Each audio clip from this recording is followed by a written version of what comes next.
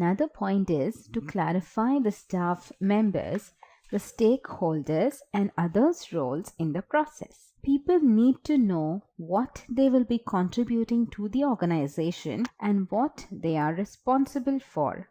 Okay, a plan will help manage people and their responsibility. There is nothing worse than a company or a non-profit where the staff and board cannot clearly and consistently articulate the very same message about what the enterprise does and why it matters. A frequent refrain from company employees is that they are siloed. They don't understand where the company is headed and how their work ties into the larger picture. In non-profits, we hear the same complaint, along with the fact that board members who are responsible for a major fundraising effort don't know what they should say about the organization. An effective communications planning process will include structured, facilitated conversations with the staff and other key holders, that is, key stakeholders. Okay, the very process helps generate buy-in and the support for the plan. And in addition to defining the message, will uncover key organizational issues to be addressed to make the plan more successful.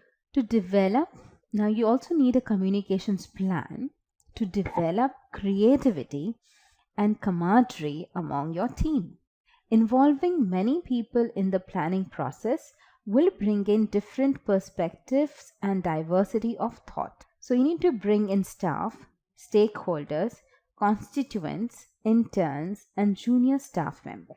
Now, besides all of this, you also need a communications plan to help your staff members and stakeholders get on the same page. Okay, now that is very important. What you want them to understand is what they should be understanding. It shouldn't be the other way around. It shouldn't be like they're understanding something else. They should understand what you want them to. So you need a communications plan to also include your stakeholders' input in the communications process. So maybe you have stakeholders who have a different point of view that is going to help what you're planning to improvise. So it is important to take their input as well, because these people are important to your organization and this will show them how much you do value their input. Okay. Another reason is you need to ensure that you are reaching out to your stakeholders and constituencies effectively. Okay. This is an extension of the earlier point that I just said. Okay. When you go through the process and identify strategies to reach the stakeholders from the start, you will communicate with them more effectively. Correct?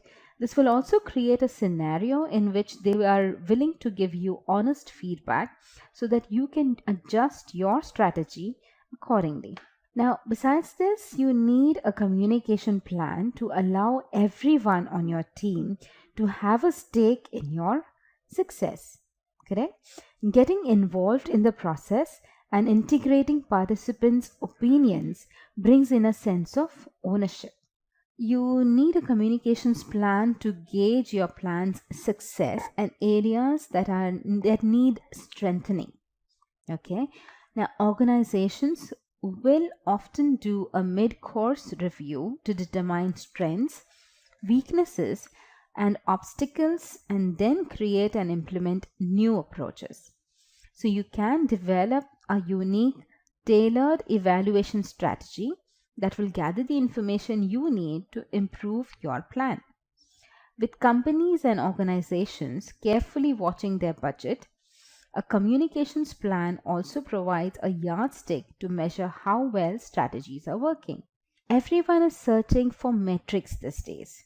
Okay, but if you don't know what you're trying to achieve, it is awfully hard to measure it. A good communications plan should include benchmarks and an evaluation process.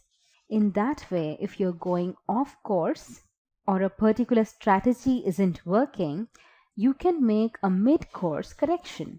Without that critical plan and the accompanying measurement processes, organizations and companies cling to tactics that aren't working, wasting money, losing market share, or eroding their position and stature.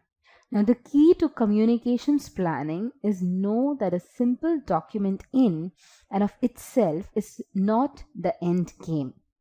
Okay, the process of creating a dynamic plan is equally important because it involves meaningful conversations with staff and stakeholders as well as key audiences such as customers, clients, donors, investors, and partners.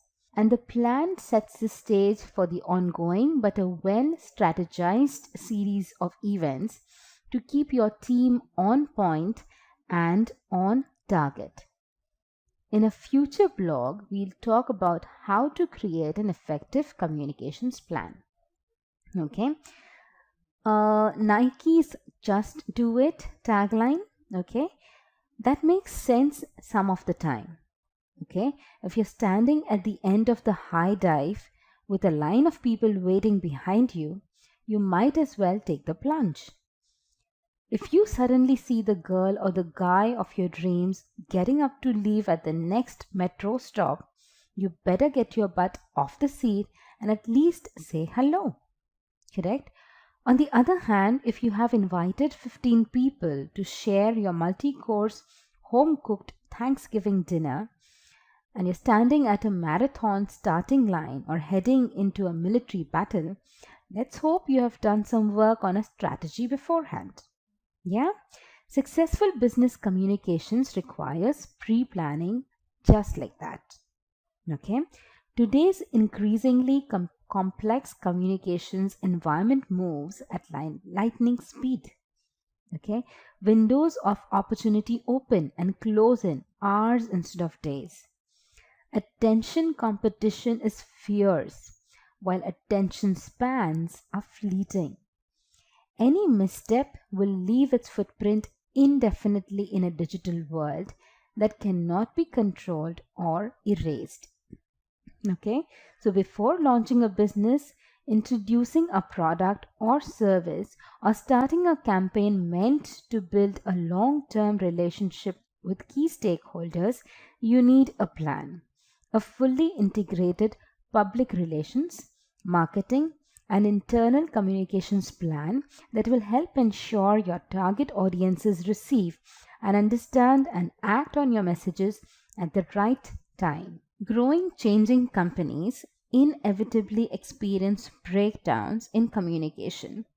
A well-founded communication plan overcomes these impediments. Okay? Consider these questions to better determine how well you are communicating. Okay, let's try these questions. For example, are your employees at all levels talking to each other? Okay, do your strategic groups know what each other is doing? Yeah. Is there a breakdown in communication? The information only goes so far, but from that point on, everyone makes it up as